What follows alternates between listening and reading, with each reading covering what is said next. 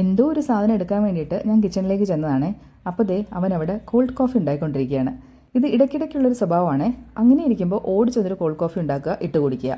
ഞാൻ വീട്ടിലുള്ള ദിവസമാണെങ്കിൽ എനിക്കും കൂടി ഒരു ഗ്ലാസ് ഉണ്ടാക്കി തരാറുണ്ട്. നല്ല ചൂടുള്ള ദിവസങ്ങളിൽ ഇങ്ങനൊരു തണുത്ത സാധനം കിട്ടുമ്പോൾ ഞാൻ എന്തായാലും വേണ്ടെന്ന് പറയാറില്ല.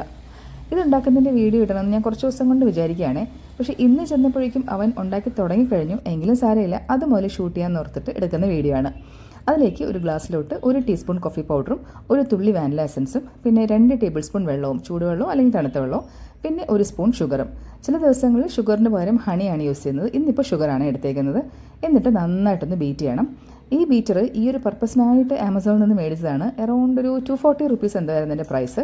ഇത് കിട്ടിയതിന് ശേഷം ഈ കോൾഡ് കോഫി ഉണ്ടാക്കുക എന്ന് പറയുന്നത് ഭയങ്കര സിമ്പിളായിട്ടുണ്ട്. ഇതിന് മുന്നേ ആണെങ്കിൽ കൈവച്ചാണ് ബീറ്റ് ചെയ്തുകൊണ്ടിരുന്നത്. അപ്പോൾ അത് കുറച്ച് എഫേർട്ടുമാണ്, ടൈം കൺസ്യൂമിംഗ് ആണ്. പക്ഷേ ഒരു കാര്യമുണ്ട്, ഇത് മേടിച്ചതിന് ശേഷം കോൾഡ് കോഫി ഉണ്ടാക്കുന്നതിൻ്റെ ഫ്രീക്വൻസി കൂടിയോ എന്ന് എനിക്കൊരു ഡൗട്ട് ഇല്ലാതില്ല. ബീറ്റ് ചെയ്തതിന് ശേഷം അതിലേക്ക് ഫ്രിഡ്ജിൽ നിന്നുള്ള തണുത്ത പാല് കവർ പൊട്ടിച്ച് ഒഴിക്കുകയാണ്. അതിലേക്ക് 1-2 ഐസ് ക്യൂബ്സ് വേണമെങ്കിൽ ഇടാം. പിന്നെ വാനില ഐസ്ക്രീം ഉണ്ടെങ്കിൽ അതും 1 സ്പൂൺ ഇടാം. പക്ഷേ അതൊന്നും ഇല്ലാതെ തന്നെ ഇത് അടിപൊളി ടേസ്റ്റാണ് കേട്ടോ.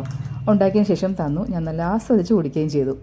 നമ്മൾ സാധാരണ കഫേയിൽ നിന്നൊക്കെ കോൾഡ് കോഫി മേടിക്കുമ്പോൾ അതിൽ കൂടുതലും ഐസ് ക്യൂബ്സ് അല്ലേ, ഇരിക്കും തോറും അത് വെള്ളമാവുകയും ചെയ്യും. കോഫിയുടെ ഒരു ടേസ്റ്റ് കിട്ടാറില്ല. വിലയാണെങ്കിലോ അപാരവും. പക്ഷേ ഇത് അങ്ങനെയൊന്നുമല്ല കേട്ടോ, സൂപ്പറാണേ. കോൾഡ് കോഫി ഉണ്ടാക്കാൻ നീ കഴിഞ്ഞേ ഉള്ളൂ വേറെ ആരും എന്ന് ഞങ്ങൾ ഇടയ്ക്കിടയ്ക്ക് അവനോട് പറയാറുമുണ്ട്.